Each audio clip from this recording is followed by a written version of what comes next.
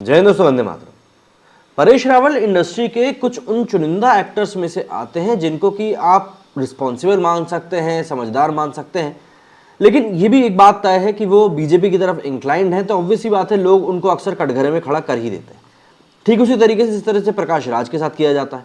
प्रकाश राज का भी ये बात जगजाहिर है कि वो मोदी विरोधी ही है, चाहे कुछ भी हो, चाहे ऋचा चड्ढा का मामला हो या फिर कल रवीश कुमार का, हर एक चीज में वो मोदी के खिलाफ जो पार्टी चीज चल रही होती है उसी के साथ खड़े नजर आते हैं। लेकिन यहाँ पर हम बात करें परेश रावल की, क्योंकि इस समय परेश रावल जी ने एक ऐसा कमेंट कर दिया है जिसको कि लेकर अब वो खुद भी काफी ज्यादा आत्मग्लानि महसूस कर रहे हैं। क्या कुछ हुआ इस पूरे मामले में और क्या कुछ बोला है उन्होंने, जरा जान लेते हैं इस वीडियो में। गुजरात विधानसभा चुनाव के लिए पहले चरण का मतदान गुरुवार को संपन्न हुआ। इसके लिए चुनाव प्रचार में सत्ताधारी दल भाजपा समेत तमाम पार्टियों ने पूरी ताकत झोंक दी थी। इसी दौरान अभिनेता और पूर्व भाजपा सांसद परेश रावल ने महंगाई पर एक ऐसा बयान दिया है कि अब वो काफी वायरल हो रहा है। वलसाड़ में अपने भाषण में उन्होंने ऐसा कुछ बोल दिया कि सोशल मीडिया पर लोग अब उन पर बंगालियों से घृणा करने का आरोप लगा रहे हैं। दरअसल हिंदुस्तान टाइम्स के अनुसार परेश रावल ने मंगलवार को दिए गए अपने भाषण में कहा कि गैस सिलेंडर महंगे हो गए लेकिन उसकी कीमत नीचे आ जाएगी, लेकिन अगर रोहिंग्या और बांग्लादेशी आपके आसपास दिल्ली की तरह रहने लगे तो क्या होगा? गैस सिलेंडर का आप क्या करेंगे? बंगालियों के लिए मछली पकाएंगे? उनके अब इसी बयान के ऊपर काफी लोग भड़कते हुए नजर आ रहे हैं। परेश रावल यही नहीं रुके, उन्होंने अपने बयान में आगे कहा कि गुजरात महंगाई बर्दाश्त कर सकता है लेकिन ये नहीं। अभिनेता से नेता बने परेश रावल ने कहा कि जिस तरह से वे मौखिक गालियां देते हैं उन्हें अपने मुंह पर डायपर पहनने की जरूरत है।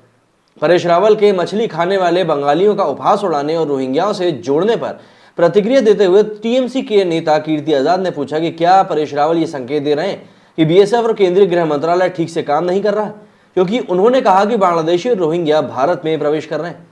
गौरतलब है कि गुजरात चुनाव 2022 के पहले चरण के लिए गुरुवार को वोटिंग हुई थी और इस वोटिंग के बाद ही ये पूरा जो बयान है इस समय खासा वायरल हो रहा है और इसी के ऊपर काफी ज्यादा परेशानी भी हो रही है।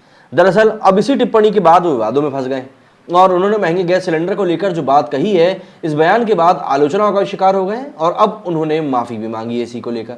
दरअसल रैली में अभिनेता ने किसी का नाम नहीं लिया था, लेकिन उनका निशाना अरविंद केजरीवाल पर था। उन्होंने कहा कि वो प्राइवेट प्लेन से आते हैं और दिखावे के लिए यहाँ रिक्शे में बैठ जाते हैं।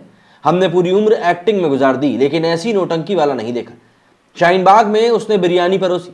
वहीं परेश रावल के बंगालियों के लिए दिए गए बयान को लोगों ने हेट स्पीच तक करार दे दिया। हालांकि अपने बयान पर माफी मांगते हुए परेश रावल ने कहा कि बेशक मछली कोई मुद्दा नहीं है और गुजरात के लोग भी मछली पकाते हैं, लेकिन मैं अपनी बात को स्पष्ट करना चाहता हूं, यहां मेरा मतलब अवैध बांग्लादेशी और रोहिंग्याओं से था।